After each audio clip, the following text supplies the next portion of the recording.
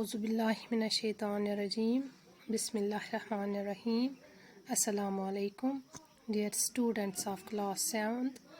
जैसा कि आप जानते हैं कि हम 7th क्लास सब्जेक्ट इंग्लिश और टॉपिक है फेस शोइंग, ये हम पढ़ रहे हैं। इसके 4 हिस्से 4 पार्ट्स हमने पढ़े हैं। आज इसका 5th पार्ट जो है वो हम पढ़ने जा रहे हैं। बच्चों, जैसा कि हम सब जानते हैं कि हमारा जो ये JNK UT है, इसमें मुख्तलिफ रस्म रिवाज, कस्टम्स, ट्रेडिशंस और कल्चर्स हैं। और इन्हीं रस्मों में एक रस्म है फेस शोइंग, जो कि एक शॉर्ट स्टोरी है। और ये इसके राइटर जो हैं BP सेठी, उन्होंने लिखी है यहाँ की कस्टम्स के बारे में, यहाँ के ट्रेडिशन के मुतालिक एक छोटी सी कहानी लिखी है, शॉर्ट स्टोरी लिखी है, जिसका टाइटल है फेस शोइंग। तो आज हम पढ़ने जा रहे हैं इसका 5th पार्ट।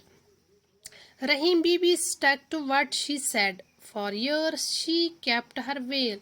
तो रहीम बीबी, जो कि एक नई नवेली दुल्हन बनकर आई थी, जिसके शौहर थे इल्मुद्दीन और जो कि पेशे से एक धोबी थे।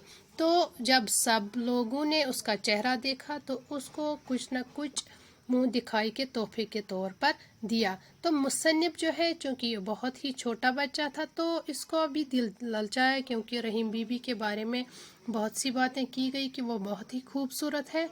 तो मुसन्निफ का दिल भी ललचा उठा कि वो भी उसका चेहरा देखे। लेकिन रहीम बीबी ने उससे एक शर्त रखी कि तब तक वो उसको अपना चेहरा नहीं दिखाएगी जब तक न वो उससे अपनी कमाई से मसानी लेकर दे। तो रहीम बीबी जो है वो यहाँ पे अपनी जो उसने बात कही वो उस पर अटल रही, और कई सालों तक उसने अपना घूंघट है, वेल मीन्स पर्दा या नकाब, उसने वो नकाब जो है अपने चेहरे पर रखा। In the 3 years, I did my 8th class and went to Jammu for further schooling. और अगले 3 सालों में मैंने अपना अपनी 8वीं जमात जो है वो पास कर ली और आगे की पढ़ाई के लिए मैं जम्मू चला गया। बच्चों, ये यहाँ पे जो राइटर है, मुसन्निफ है, वो हमें ये बात कह रहे हैं। From Jammu, I went to Srinagar and could not go to the village for another year and a half. I was now 15 and had failed in the 9th class. और जम्मू जाने के बाद मैं जम्मू से श्रीनगर चला गया और मज़ीद 1.5 साल तक मैं अपने गाँवों न जा सका। और अब मैं 15 साल का हुआ था और 9वीं जमात में फेल हो गया था। When I went home the home during the vacation and met रहीम बीबी। और जब मैं घर आया छुट्टियों के दौरान तो मैं रहीम बीबी से जब मिला, she asked, तो उसने पूछा, बाऊजी, in what class are you studying now? बाऊजी, आप किस जमात में पढ़ रहे हो? तो मैंने कहा 9th। Last year also you wire in the 9th। तो उसने कहा कि पिछले साल भी तो आप 9वें में थे। I felt at a loss for words and could not bear to stand in front of her and move away.